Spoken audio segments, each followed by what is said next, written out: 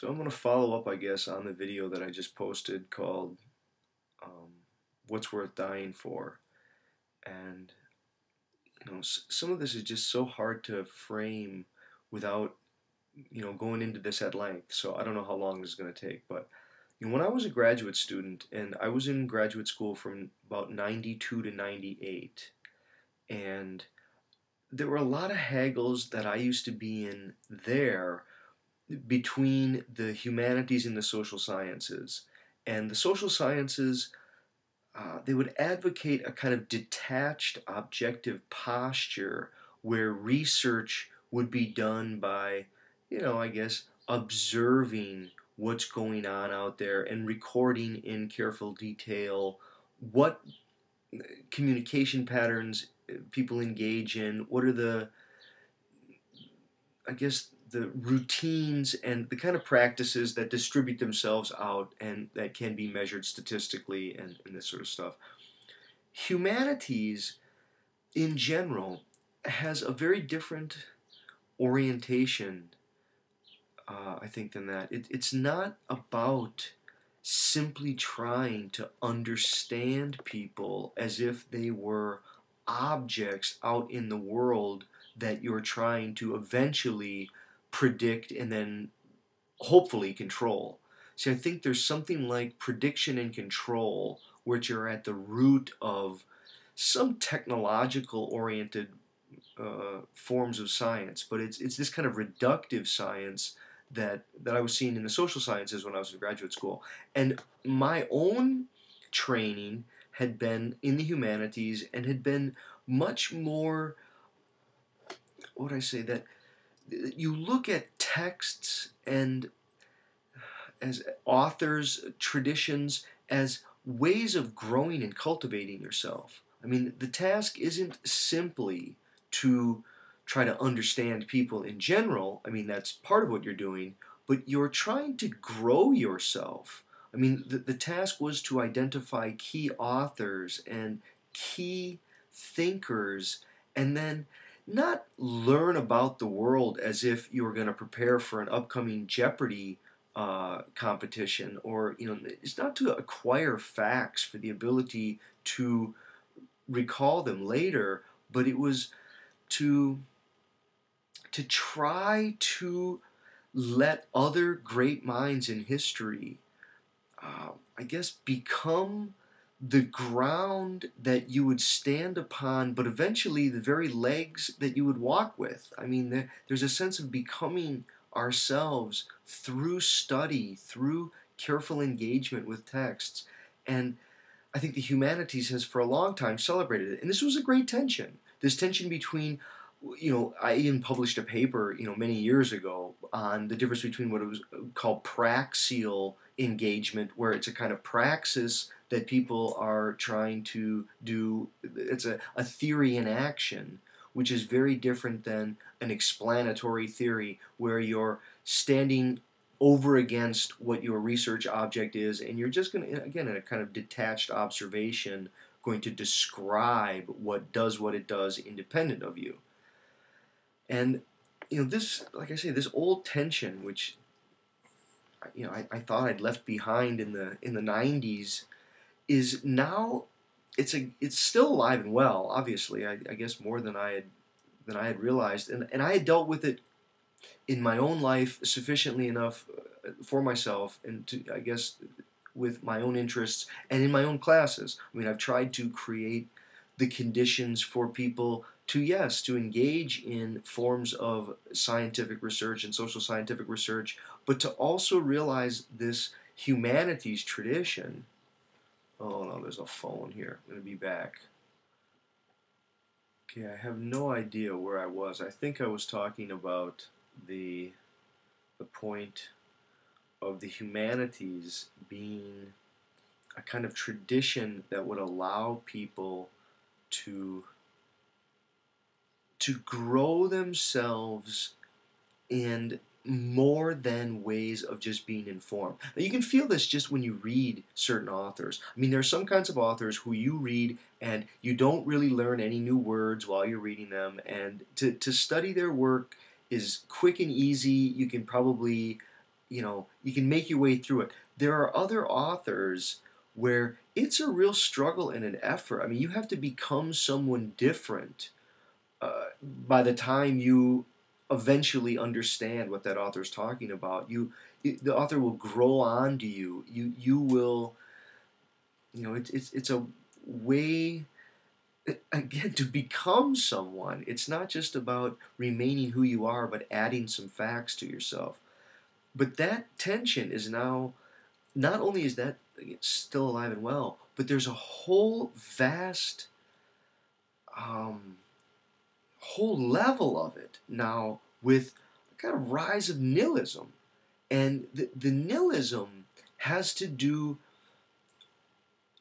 I guess, more with just contemporary atheism. So there is a new atheism that's rising, and this is this, I guess, largely anti-Christian, anti-Islamic, anti-monotheistic proselytizing religion, which I'm very sympathetic to. I understand people's concerns over dogma, over the horrible atrocities done in the name of religious faith, and just all kinds of things that are done that are very bad.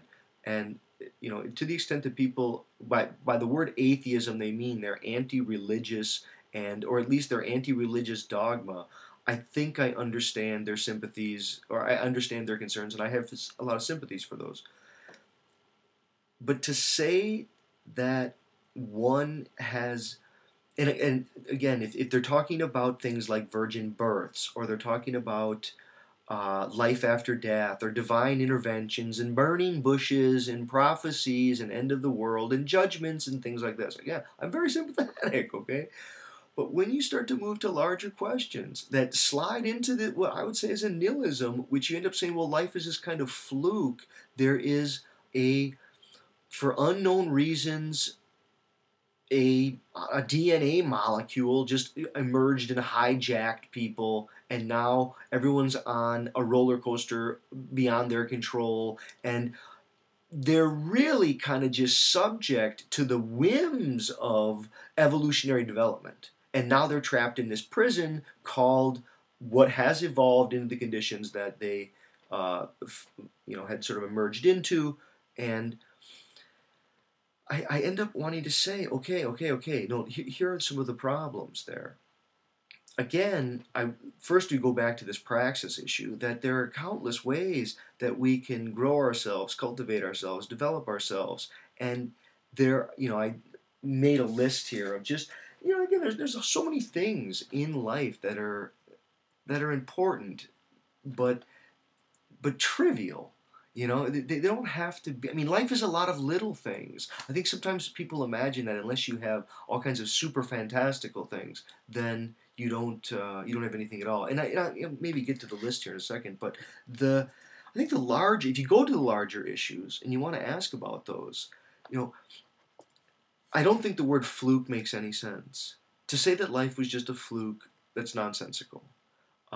Under what condition? Well, the only case we know of is this universe. Okay, and there may have been other ones. This may be one big bang of many bangs, but we know at least of one big bang. We think we do. We believe that we have the sufficient evidence to claim that billions of years ago, whatever, 13 billion, 10 point whatever billion years ago, some big bang happened, and all of this emerged out of that. So when we ask the question, what were the odds that life would emerge and then consciousness would emerge? Well, it's in some sense astronomical. In another sense, it was 1 out of 1.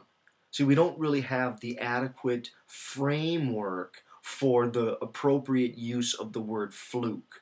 Right? Now, if you say, let's go to this other question, these other two questions, which to me are significant spiritual or religious questions, but they're removed from religious dogma. Okay, I mean the questions are one question is life, or is the cosmos? Let's go with that. Is the cosmos itself intelligent? Does it have intelligence? Now, I'm stuck saying it does because we at least know of the intelligence that we have. Now, do other animals have various levels of intelligence? They seem to.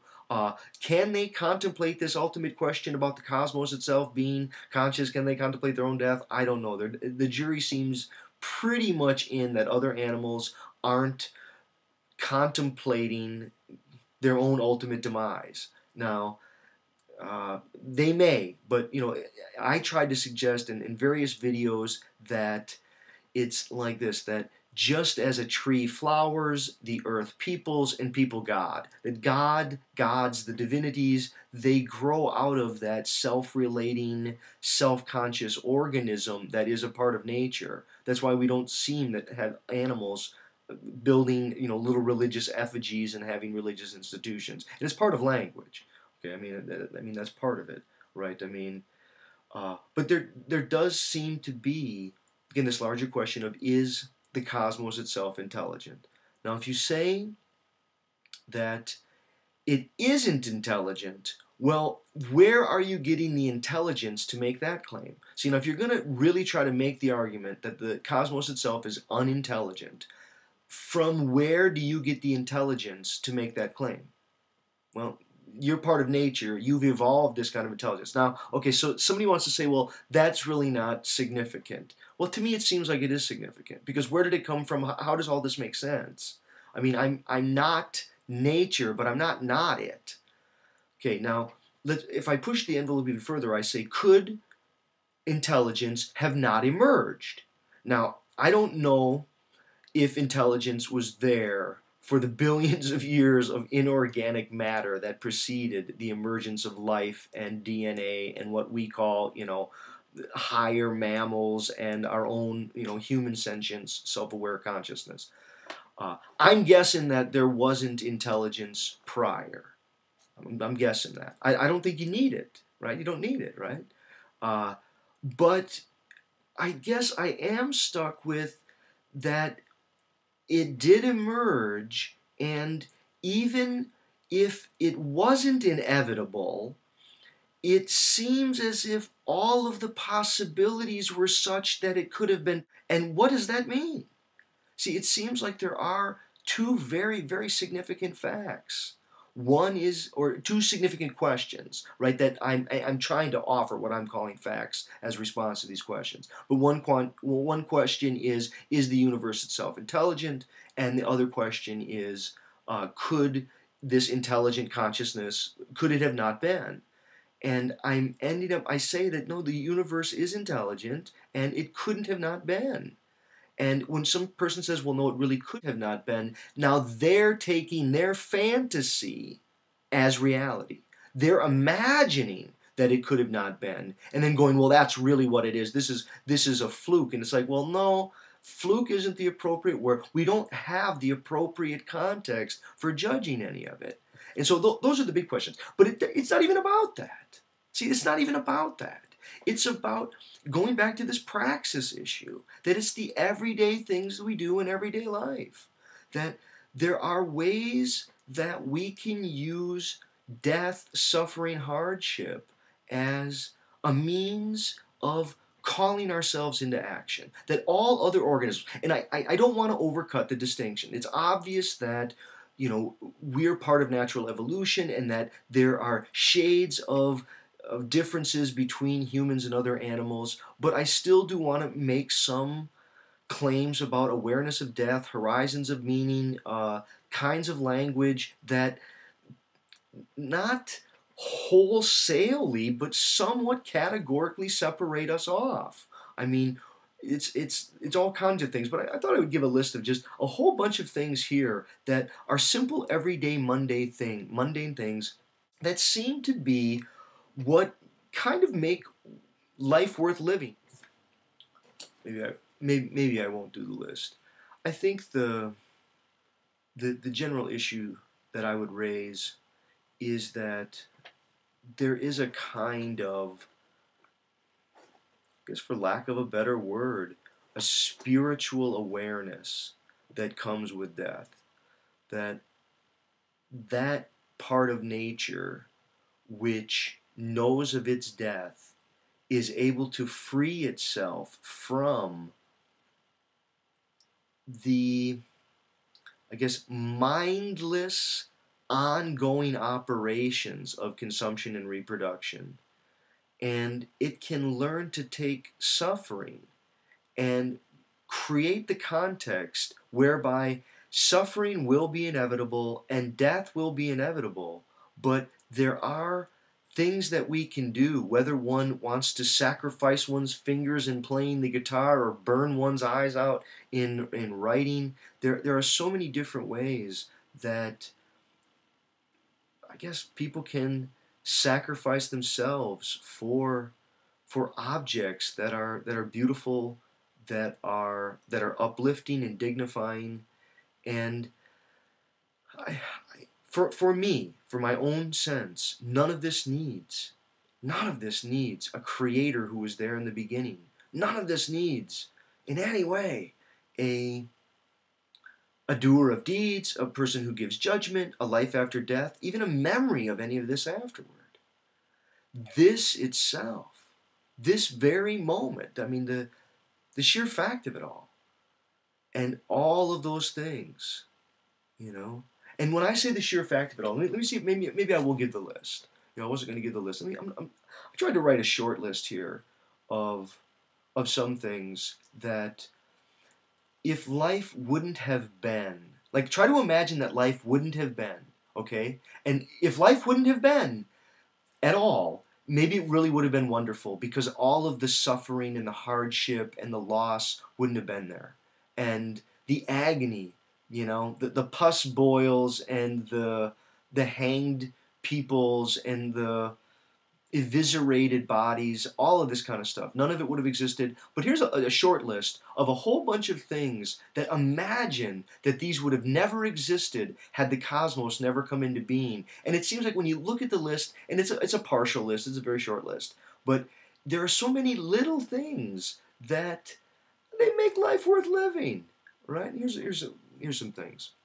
Witty conversations, well-thrown frisbees, challenging puzzles, hugs and laughter, learning about the mating rituals of the bonobo, ice cream, paintings, walking the dog, chili cook-offs, charity relief funds, natural disasters which allow us to achieve character and test our resilience, well-told jokes, little doggy snores, homemade pickles, sunsets, footprints in the sand, star constellations, verb conjugations, rhymes and repetitions, fresh water, fair competition, bouquets of roses, problems so pernicious that the only possible solutions will be ones that take many generations, sailboats, pony rides, dreams, strawberry sundaes, courage, heroic acts, oppositions, distance, hunger, potlucks, soup kitchens, fall leaves, cool breezes, foot massages, rock and roll,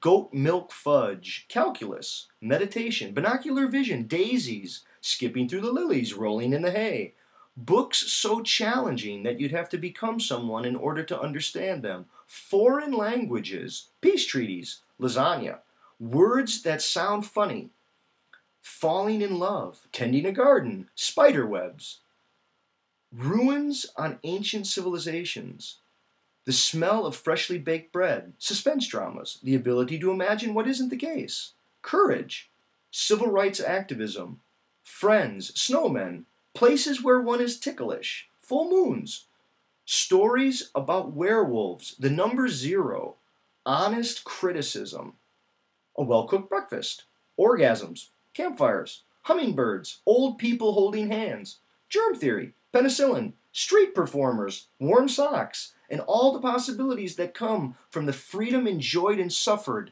by the human.